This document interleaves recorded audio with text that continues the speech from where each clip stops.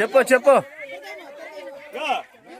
మా మహిళలకు సంబంధించి 18 సంవత్సరాలు దాటిన ప్రతి స్త్రీకి కూడా, అంటే పెళ్ళైనా అవ్వకపోయి నెలకి 1500 చొప్పున సంవత్సరాలు 18,000 రూపాయలు.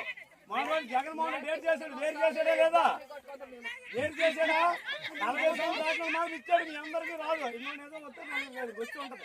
ఇది మీ అందరికి కూడా అది ఉంటది అనమాట.